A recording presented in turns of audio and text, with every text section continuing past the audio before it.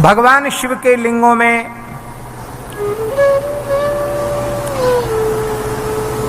पार्थिव शिवलिंग की पूजन की विशेष महिमा का वर्णन श्री व्यास जी महाराज कर रहे हैं। सूत जी महाराज ऋषियों को सुना रहे हैं। सतयुग में मणिलिंग था, त्रेता में स्वर्णलिंग था, द्वापर में पारदलिंग की विशेष महिमा, लेकिन कलयुग में मिट्टी से बनाकर शिवलिंग के पूजन की विशेष महिमा का वर्णन किया गया। पार्थिव पूजन की विशेष महिमा है। जैसे देवताओं में महेश्वर श्रेष्ठ हैं, ऐसे ही लिंगों में पार्थिव लिंग श्रेष्ठ है। जैसे नदियों में गंगा जी श्रेष्ठ हैं, ऐसे ही शिवलिंगों में पार्थिव लिंग श्रेष्ठ है।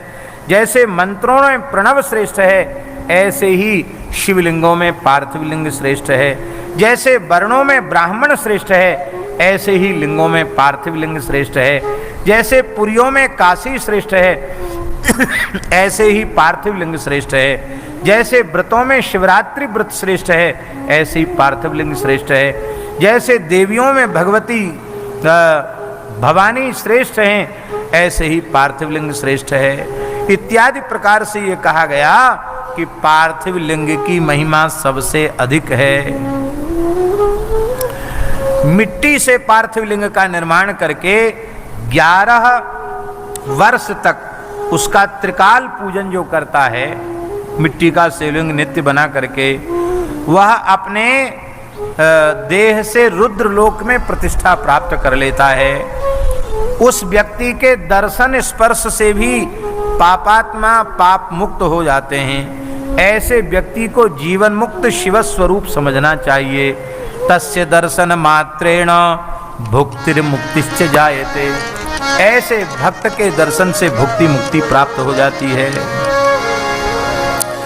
और जो जीवन पर्यंत व्रत लेता है मिट्टी का शिवलिंग बना करके पूजन करने का, वो अनंत काल तक शिवलोक में निवास करता है। और मान लो उसके मन में कोई कामना है तो तब फिर पुनः जन्म लेता, क्यों कामना से पुनर्जन्म होता है। और फिर भारतवर्ष में वो सम्राट बनता है, राजा बनता है। ऐसा उसका पुण्य है। इस प्रकार से इसकी अनंत महिमा है। अखंड पार्थिव लिंग होना चाहिए, सखंड नहीं होना चाहिए। अखंड का अर्थ है, बहुत से लोग मिट्टी का शिवलिंग बनाते हैं तो जलहरी अलग बना देते हैं और फिर मिट्टी का पिंड अलग बनाकर ऊपर से रख देते हैं, उसको सखंड कहा गया। वो सखंड नहीं होना चाहिए, अखंड होना चाहिए। माने पूरी मिट्टी को जलहरी और ऊपर पिंडी सहित एक साथ बनाना चाहिए। उसमें अलग भाग पिंडी का नहीं होना चाहिए, अखंड ही होना चाहिए, सखंड नहीं होना चाहिए। अब कौन कौन से लिंग अखंड होने चाहिए? पार्थिव लिंग तो अखंड होना ही चाहिए, मणिलिंग भी अखंड होना चाहिए। मणि से निर्मित लिंग भी जलहरी के सहित ऊपर तक अखंड होना चाहिए। स्वर्ण लिंग भी अखंड होना चाहिए, पारद लिंग भी अखंड होना चाहिए। इसलिए यहाँ जो पारदेश्वर विराजमान है, वो बड़े प्रसन्नता हमको हुई जब हमने शिव पुराण में इस विषय को देखा कि यहाँ जलहरी भी अखंड पारद लिंग विराजमान है। बड़ी महिमा है। स्फटिक लिंग में भी जलहरी भी स्फटिक की होनी चाहिए। वो भी उत्तम पक्ष यही है कि वो अखंड लिंग होना चाहिए। और पुष्पराग लिंग, पुष्पराग का मतलब होता है पुखराज, जो पुखराज रत्न होता है बृहस्पति का, उसका शिवलिंग, वो पुखराज से निर्मित शिवलिंग भी अखंड होना चाहिए। और पार्थिव लिंग को भी अखंड बनाना चाहिए। रत्नजम हेमजम लिंगम पारदम स्फाटिकम तथा पार्थिवम पुष्परागोत्थम अखंडंतु प्रकारयेत। इनको अखंड ही बनाना चाहिए। खंड बनाने से अपराध लगता है। क्यों? बोले इसलिए लगता है कि वेदिका तु महाविद्या लिंगम देवो महेश्वरः अतो स्थावरे लिंगे स्मृता श्रेष्ठा द्विखंडता। वो दोनों के सहित शिवलिंग पूरा है। वेदिका जो है साक्षात जगन माता भगवती पार्वती हैं और पिंड लिंग के रूप में साक्षात भगवान शिव हैं। इसलिए उमा महेश्वर का संयुक्त पूजन है वो है, ऐसा समझना चाहिए। बड़े शिवलिंग को स्थिर करके मंदिर बनाकर स्थापना करनी चाहिए और 1 अंगुल तक के शिवलिंग को साथ में रखकर चरलिंग के रूप में पूजा करनी चाहिए। अब पार्थिव लिंग के पूजन में मिट्टी कैसी होनी चाहिए? विप्रे गौरा स्मृता शोणा बाहुजे पीतवर्ण का वैसे कृष्णा पाद जाते यथवा यत्रिया भवे। उत्तम पक्ष है कि ब्राह्मण श्वेत रंग की मिट्टी से पार्थिव शिवलिंग बनाए, क्षत्रिय लाल रंग की मिट्टी से पार्थिव शिवलिंग बनावे, वैश्य पीली रंग की मिट्टी से पार्थिव शिवलिंग बनावे और शूद्र काले रंग की मिट्टी से शिवलिंग बनावे, अथवा जैसी भी जो मिट्टी जहां उपलब्ध हो उसी से शिवलिंग का निर्माण करे। जो संध्योपासनादि संपन्न शिखा सूत्रधारी द्विजाति हैं वे वैदिक मंत्रों से अलग अलग मंत्र दिए हुए हैं मूल में, उन मंत्रों से किस मंत्र से मिट्टी उठावे, किस मंत्र से जल मिलावे, किस मंत्र से पिंड बनावे, ये सारी बात अलग अलग लिखी है। किस मंत्र से कौन सा पदार्थ निवेदित करे ये लिखा है। और बाकी लोगों के लिए बड़ी सुविधा दे दी है, केवल शिव शिव नाम का उच्चारण करता चला जाए, शिवाय नमः शिवाय नमः शिवाय नमः शिवाय नमः कहता हुआ चला जाए और सारी पूजा मिट्टी का शिवलिंग बना करके संपन्न कर दे। उसको ज़्यादा खट चक्कर नहीं है, उसको तो सीधा साधा काम। बोलो भक्तवत्सल भगवान की जय। और इसके बाद भगवान को नमस्कार करे, ध्यान करे भगवान का। और वो ध्यान का श्लोक तो बहुत प्रसिद्ध है, शिव पुराण का श्लोक है। 2 श्लोक हैं, उनमें एक श्लोक अप्रसिद्ध है, एक प्रसिद्ध है। पहले अप्रसिद्ध वाला बोल देते हैं। कैलास पीठा सन्मध्य संस्थम, कैलास पीठा सन्मध्य संस्थम, भक्तैः सदा सनन्दादि विरर्च्यमानम्, भक्तैः सनन्दादि विरर्च्यमानम्, भक्तार्ति दावानलमप्रमेयम्, ध्यायेदुमा लिंगित विश्वभूषणम्, ध्यायेदुमा लिंगित विश्वभूषणम्। दूसरा श्लोक जो बहुत प्रसिद्ध है, ध्याये नित्यं महेशं रजत गिरिनिभं चारुचंद्रावतंसं, रत्नाकल्पोज्ज्वलांगं परशुमृगवरा भीतिहस्तं प्रसन्नं, पद्मासीनं समन्तात् स्तुतममरगणैर् व्याघ्रकृतिं वसानं, विश्वाद्यं विश्ववन्द्यं निखिलभयहरं पंचवक्त्रं त्रिनेत्रम्। ये विद्येश्वर संहिता के 20वें अध्याय का 52वां श्लोक है। कितना बढ़िया भगवान शंकर का ध्यान है, कैसी सुंदर भगवान की शोभा है। ध्याये नित्यं महेशम, नित्य ही महेश्वर का ध्यान करे। रजत गिरि निभम, ऐसे लगता मानो चांदी का ही पर्वत हो, ऐसी कांति उनकी गौर है।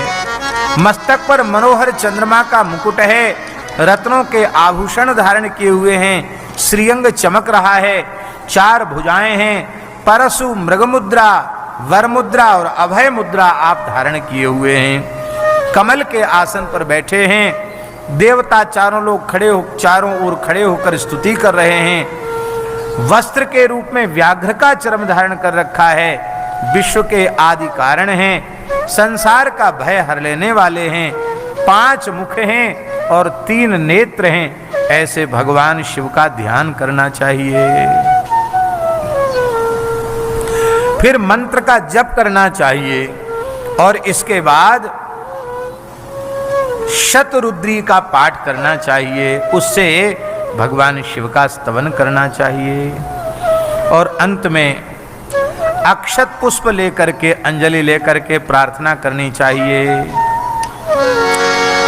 तावकस्त्वद्गुण प्राणास्त्वच्चित्तोऽहं सदा मृड कृपा निधे इति ज्ञात्वा भूतनाथ प्रसीद मे।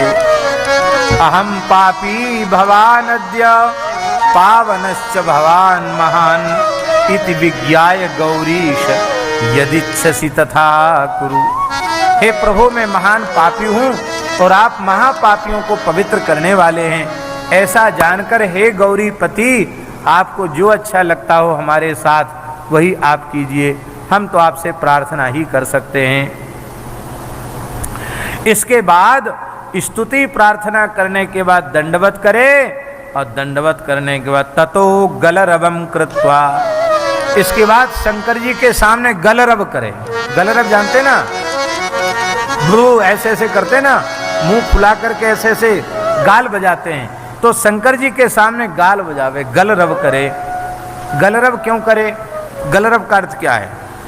जब भगवान शंकर के अपराध से दक्ष का मुख बकड़े का हो गया और जब उनका यज्ञ पूर्ण हुआ, उन्होंने पुनः भगवान शिव का पूजन किया, तो वे स्तुति करने लगे। अब बकड़े की जबान संस्कृत बोलने के लिए तो होती नहीं, तो बकड़े जैसे बड़बड़ करने लगे। शंकर जी को हंसी आ गई। लोगों ने कहा भाई शंकर जी इस आवाज़ से खुश होते हैं तो अपने को आवाज़ करनी चाहिए। तब से परंपरा बन गई, शंकर जी की पूजा करके गाल बजाते हैं शंकर जी को खुश करने के लिए। पर इसमें अर्थ यह लेना चाहिए, ब्रह्मा जी का पुत्र दक्ष, प्रजापति नायक दक्ष, शिव अपराध के कारण, शिव निंदा के कारण बकरे के मुंह वाला हो गया। हम भी भगवान शिव की निंदा करेंगे, भगवान नारायण की निंदा करेंगे, गौ ब्राह्मण संत गुरु इनकी निंदा करेंगे, तो हम चाहे जितने बड़े हों हमको उसका दंड मिलेगा। हमारा यह मुख मनुष्य का मुख नहीं रह जाएगा। ये समझने के लिए गलरव करना चाहिए। इतने बड़े को दंड मिल सकता है तो हम किस खेत की मूली हैं। बड़ों के अपराध से बचना चाहिए, महद अपराध से बचना चाहिए। ये प्रेरणा प्राप्त करने के लिए करना चाहिए। आरंभ में गुरु पूजन और अंत में फिर गुरु जी को प्रणाम करना चाहिए। बोलो भक्तवत्सल भगवान की।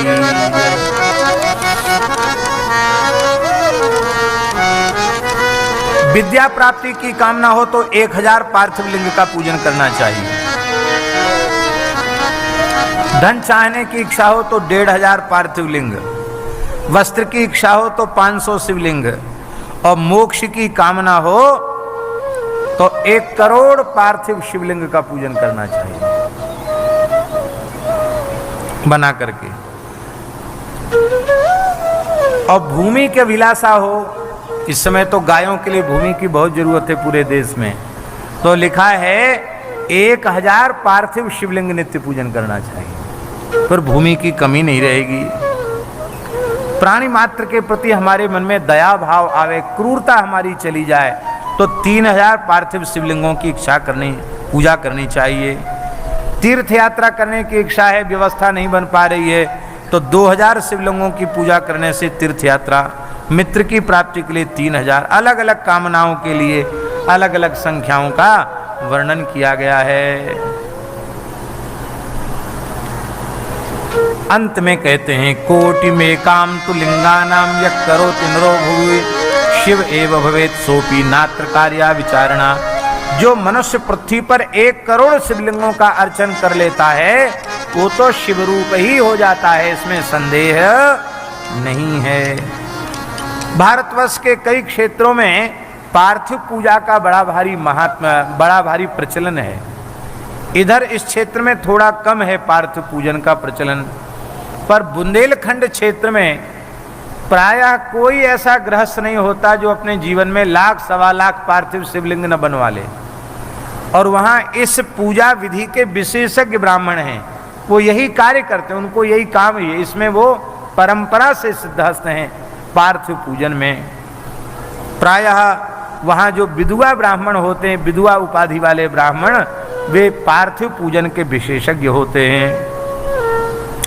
बोलो भक्तवत्सल भगवान की जय।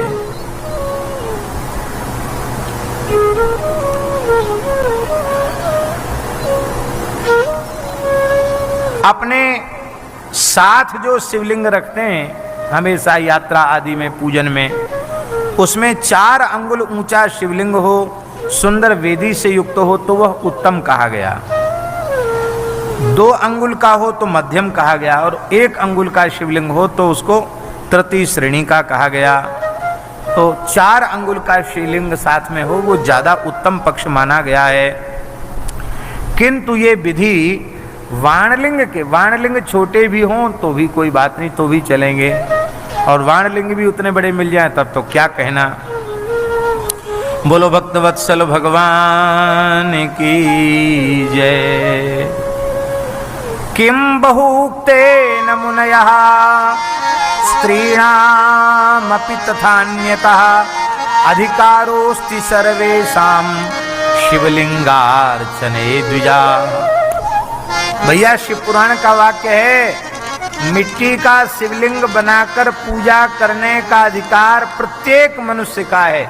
कोई नीच से नीच मनुष्य भी, जिसको लोग कहते हैं, वो भी भगवान शिव की पूजा कर सकता है, क्योंकि वे जगत पिता हैं। मृत्तिका का शिवलिंग बनाकर शिव नाम लेकर वो पूजन कर सकता है, स्त्री हो, चतुर्थ वर्ण का व्यक्ति हो।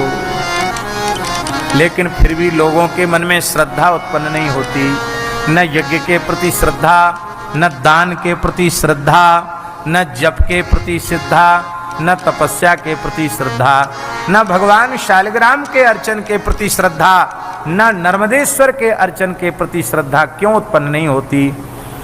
कहते दधीच गौतमादीनाम शाप दग्ध सापेना दग्ध चेतसाम द्विजानाम जायते श्रद्धा नैव वैदिक कर्मणि। भैया कान खोल के सुन लो, द्विजाति कुल में जन्म लेने के बाद भी यदि यज्ञोपवीत में श्रद्धा नहीं है, संध्योपासन में श्रद्धा नहीं है, गाय ब्राह्मण में श्रद्धा नहीं है, वैदिक धर्म में, वैदिक कर्म में श्रद्धा नहीं है, तो समझ लेना चाहिए कि दधीच गौतम आदि ऋषियों के साप से ये द्विजाति दग्ध हो चुका है, जल चुका है, इसलिए इसकी श्रद्धा नहीं है। श्रद्धा की बड़ी भारी महिमा है। तो ये शाप से दग्ध कैसे ठीक होगा? तो भगवान शिव के पूजन से ही ठीक होगा, उसी से साप से छुटकारा मिलेगा। शर्वो भवश्च रुद्रश्च उग्रो भीम इति स्वरः महादेव पशुपति रेता मूर्ति विरर्चये। भगवान शंकर की 8 मूर्तियां हैं। शर्वाय नमः, सभी लोग बोलिए, ये नाम बड़े पवित्र हैं। शर्वाय नमः, शर्वाय नमः, भवाय नमः, भवाय नमः, रुद्राय नमः, रुद्राय नमः, उग्राय नमः, उग्राय नमः, भीमाय नमः, भीमाय नमः, ईश्वराय नमः, ईश्वराय नमः, महादेवाय नमः, महादेवाय नमः, पशुपतये नमः, पशुपतये नमः। ये 8 नाम भगवान शिव के अत्यंत श्रेष्ठ हैं, इनको नित्य लेना चाहिए। क्या बढ़िया बात है, जहाँ शिवालय हो वहाँ 8 नाम लिखा दो तो प्रत्येक व्यक्ति उनको जाने वाला व्यक्ति ले सकता है। कम से कम गोधनेश्वर महादेव के यहाँ तो लिखा ही देना चाहिए। बोलो भक्तवत्सल भगवान की जय। और भगवान शंकर का परिवार कौन कौन है? ईशान, नंदी, चंड, महाकाल, भृंगी, वृष, स्कंद, कपर्दीश्वर, सोम और शुक्र, ये 10 लोग शंकर जी के खास परिवार के हैं। इनके सहित भगवान शिव की पूजा करने, ये क्रमशः 10 दिशाओं में 4 दिशाएं, 4 विदिशाएं, एक ऊपर की एक नीचे की, मिलाकर 10 दिशाएं हैं। और कीर्तिमुख का पूजन अंतिम में करके 11 की पूजा इस प्रकार से हो जाती है। कीर्तिमुख को मिला करके 11 हो जाते हैं। शिवलिंग की पूजा किधर बैठकर करनी चाहिए? जलहरी के बिल्कुल सामने नहीं बैठना चाहिए। दाहिनी ओर अर्थात पूर्व की ओर भी नहीं बैठना चाहिए। बाईं ओर अर्थात पश्चिम की ओर भी नहीं बैठना चाहिए। दक्षिण की ओर मुंह करके भी नहीं बैठना चाहिए। सर्वोत्तम पक्ष है कि उत्तर की ओर मुंह करके बैठना चाहिए। जैसे हम उत्तराभिमुख बैठे ना महाराज जी, उत्तर की ओर हमारा मुंह, ये पूर्व हुआ, ये पश्चिम हुआ और ये उत्तर हुआ, ये दक्षिण हुआ। तो शिव शंकर जी की जलहरी वो उत्तर की ओर होती है। सामने और उनका पूर्व मुख है, पीछे की ओर भगवती जगदम्बा पार्वती हैं, सामने उनके पार्षद हैं, तो उनकी तरफ पीठ हो जाएगी।